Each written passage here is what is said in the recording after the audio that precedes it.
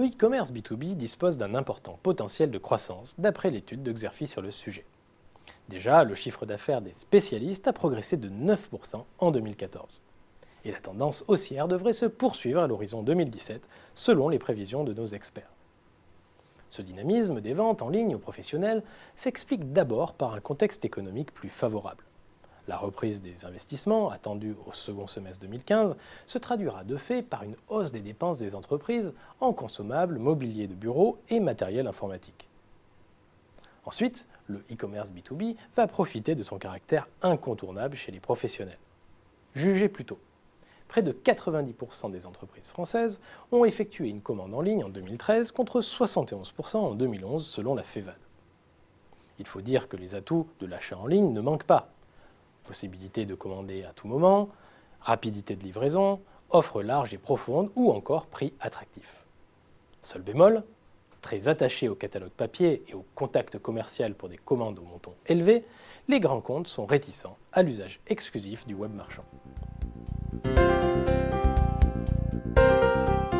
Pour lever les freins, les e-commerçants multiplient alors les initiatives. L'enjeu est surtout important pour les VADistes traditionnels. Malgré une offre historiquement orientée vers les grandes structures, ils peinent à les faire basculer totalement vers l'achat en ligne. Certains, comme Staples Advantage, segmentent alors leur offre en fonction des différents profils d'entreprise. D'autres, comme Raja et Manutan, proposent aux grands comptes des systèmes de gestion électronique des achats, ou e-procurement.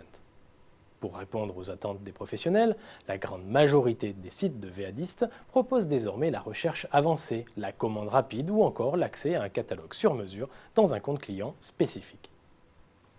Pour séduire les petites entreprises et les particuliers, les grands VADistes développent des plateformes de vente en ligne dédiées. C'est le cas de Fiducial avec son site Pour mon bureau. Plus globalement, les VADistes traditionnels ont diversifié leurs offres vers de nouveaux produits et services pour élargir leur base de clientèle et fidéliser leurs clients historiques. L'IRECO veut ainsi passer de 6 000 à près de 10 000 références en 2015. Les VADistes traditionnels doivent composer avec une multitude de concurrents.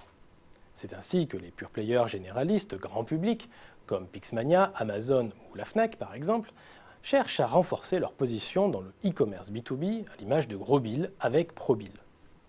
De taille modeste, les pure players B2B sont aussi à la manœuvre à l'image de Direct Fourniture. Ils peinent toutefois à assurer la pérennité de leurs revenus.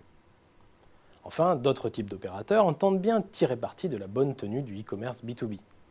Des opérateurs comme les grands fabricants de matériel informatique, les acteurs de la téléphonie mobile ou encore les VADistes d'articles d'occasion.